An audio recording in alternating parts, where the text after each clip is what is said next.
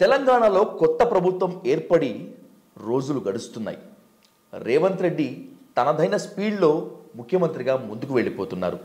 Deputy CM బట్టి విక్రమార్క కూడా తనదైన ముద్ర ఎక్కడా చెరిగిపోకుండా ఉండేందుకు కాపాడుకుంటున్నారు. అయితే ప్రధాన ప్రతిపక్షంపై అధికార పక్షం చేస్తున్నటువంటి విమర్శలను కనుక చూస్తే ప్రతిపక్షం ఏమైనా సైలెంట్గా ఉంటుందా అంటే బీఆర్ఎస్ కూడా తన వ్యూహాలకు పదును పెడుతోంది. అసెంబ్లీ సాక్షిగా తన వాణిని వినిపించింది. రాబోయేటువంటి రోజుల్లో ప్రజాక్షేత్రంలోకి వెళ్ళి కూడా తామేంటో తేల్చుకుంటామని అంటోంది. ఈ నేపథ్యంలో అసలు తెలంగాణలో ఏర్పడినటువంటి కొత్త ప్రభుత్వం పాలన ఎలా ఉంది, ప్రతిపక్షం మునుముందు తన వ్యూహానికి ఏ విధంగా పదును పెడుతుంది, ఈ రెండు వాదనలు రాబోయేటువంటి లోక్సభ ఎలక్షన్స్ పైన ఏ విధంగా ఉంటాయనేటువంటి దానిపై డీటెయిల్గా చర్చిద్దాం. ప్రముఖ రాజకీయ, సామాజిక, ఆర్థిక విశ్లేషకులు సిఏ నాగార్జున రెడ్డి గారితో ఇప్పుడు క్రాస్ ఫైర్ విత్ విజయ్ సాధు. సార్ నమస్తే. సార్ నమస్తే. నమస్తే సార్.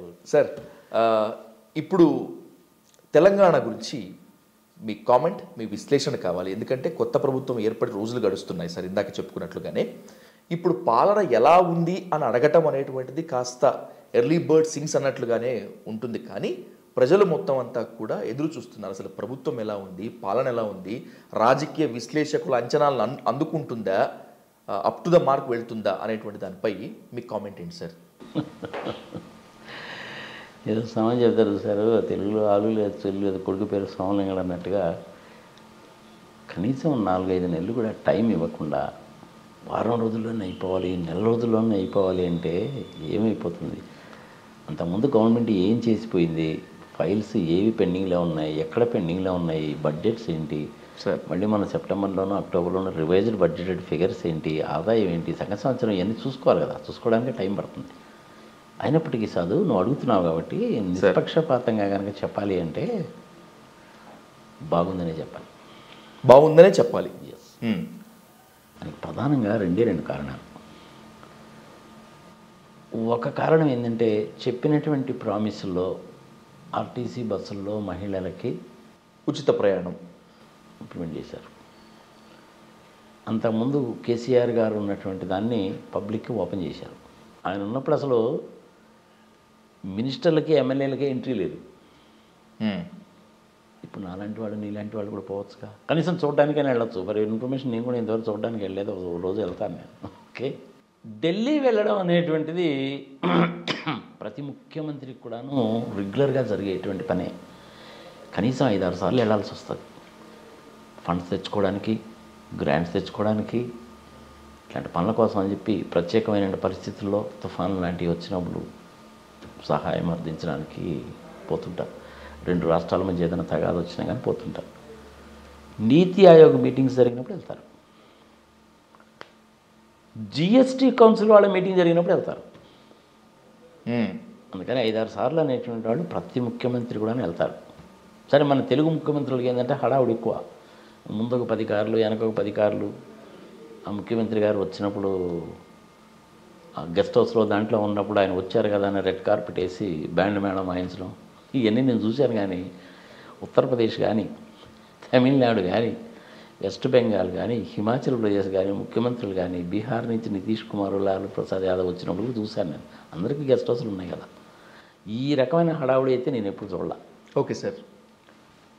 రెండవ విషయం ఏంటంటే మేడిగడ్డ ప్రాజెక్టుని గురించి మనం చూసి వచ్చారు.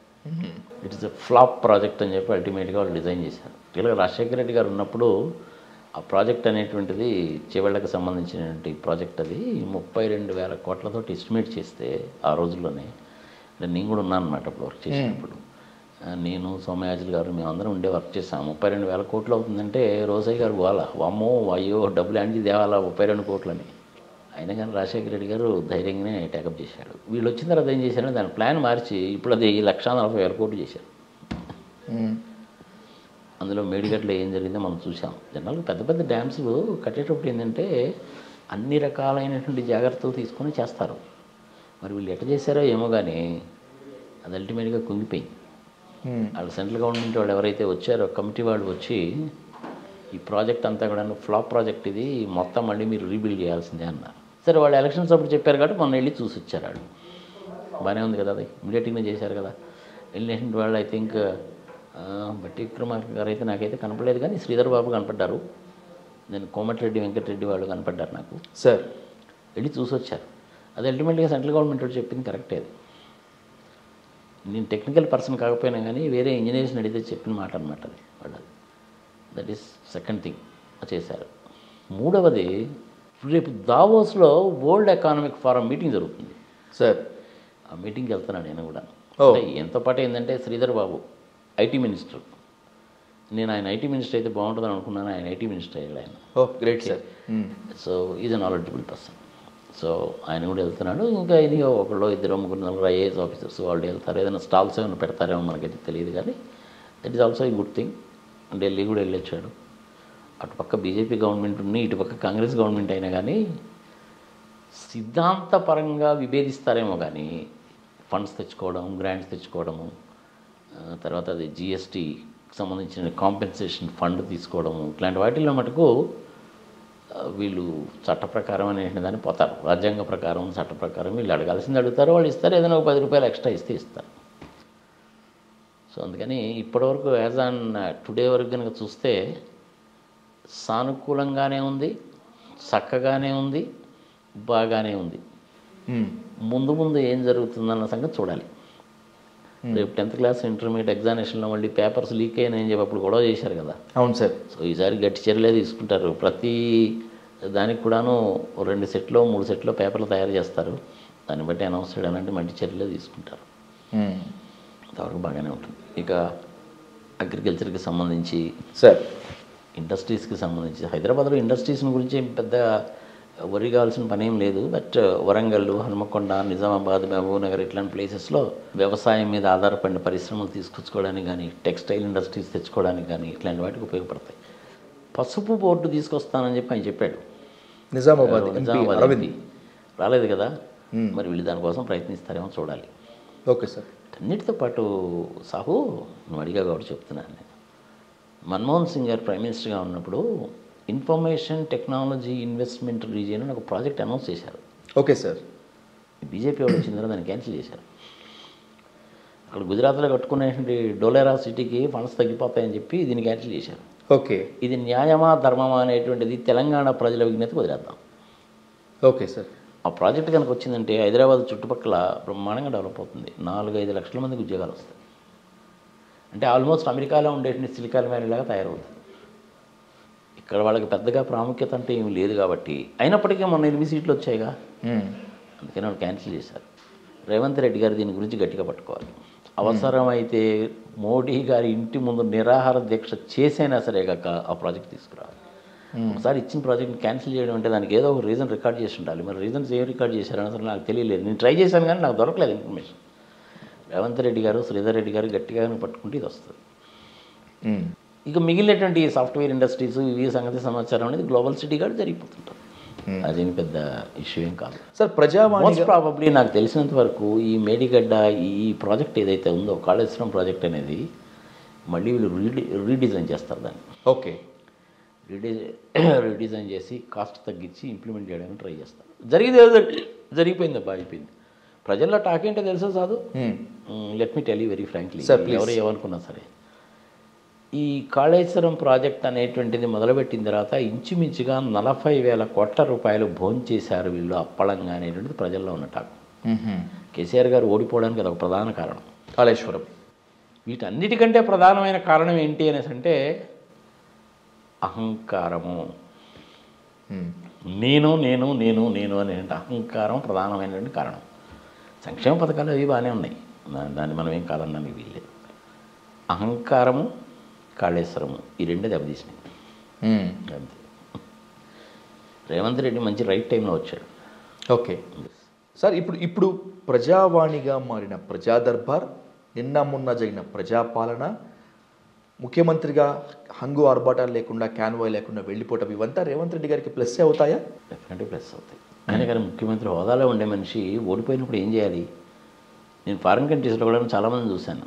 ఇప్పుడు ట్రంప్ ఓడిపోయినా, ఇంకొకళ్ళు ఓడిపోయినా కానీ ఆ చివరి మూమెంట్ వచ్చేసి కంగ్రాచులేషన్స్ అని చెప్పిపోతారు. మా వైపు నుంచి మీకు సంపూర్ణమైనటువంటి సహకారం అందిస్తాము, ఆల్ ద బెస్ట్ అని చెప్పిపోతారు. అంత రాజకీయ అనుభవం ఉంది, నేను అలా చేశాను ఇలా చేశాను అంత చెడు చెప్పేటువంటి కేసీఆర్ గారు ఆయన ఇమ్మీడియట్గా వెళ్ళి ఆయన ఫామ్ హౌస్లో పండుకున్నాడంటే ఏమనుకోవాలా? జనరల్గా ఎవరు చేయరు అది ప్రజాస్వామ్యంలో. సార్ మరి ఆయన ఎందుకు చేశాడో ఏమో, ఆయన విఘ్నత ఏందన్నది అక్కడే బయటపడుతుంది. సార్ ఓకే సార్, ఇప్పుడు బీఆర్ఎస్ ఓటమికి గల కారణాలు విశ్లేషించుకున్నాము, రేవంత్ రెడ్డి గారి పాలన గురించి కూడా మాట్లాడుకున్నాము. రేవంత్ రెడ్డి గారి పాలన గురించి ఇంకా మాట్లాడుకోవాలంటే ఖచ్చితంగా మాట్లాడుకోవాల్సింది టీం గురించి. బికాస్ హీఈస్ అ టీమ్ లీడర్గా టీంలో కొంతవరకు భర్తీ అయింది, ఇంకొంత భర్తీ కావాల్సి ఉంది, అదే మంత్రి పదవులు. పూర్తి స్థాయిలో మంత్రి పదవుల విస్తరణ, క్యాబినెట్ విస్తరణ ఎప్పుడు జరిగేటువంటి ఛాన్స్ ఉంటుంది? టీంలోకి ఎవరెవరు వచ్చేటువంటి అవకాశం ఉంటుంది? టీం వచ్చిన తర్వాత పాలన ఏ విధంగా ఉండేటువంటి ఛాన్స్ ఉంటుంది? మోస్ట్ ప్రాబబ్లీ మిగిలినటువంటి 6 బెర్తలను భర్తీ చేయడం అనేటువంటిది ఎలక్షన్ నోటిఫికేషన్ వచ్చిన తర్వాత మోస్ట్ ప్రాబబ్లీ మార్చిలో ఉంటుంది. ఎందుకంటే మనకి కొత్త సంవత్సరం అనేది మార్చిలోనో ఏప్రిల్లోనో కదా వస్తుంది. అవును సార్. ఆ టైంలో గిఫ్ట్ ఇచ్చినట్టుగా అనౌన్స్ చేస్తారన్నమాట. ఎవరిని అనౌన్స్ చేస్తారు అనేసి అంటే మటుకు మళ్ళీ అగైన్ $1 బిలియన్ వస్తున్నాయి. అది కూడా కాంపిటీషన్ చాలా హెవీగా ఉంది. కొంతమందిని సాటిస్ఫై చేయాల్సిన వాళ్ళు ఉన్నారు కదా.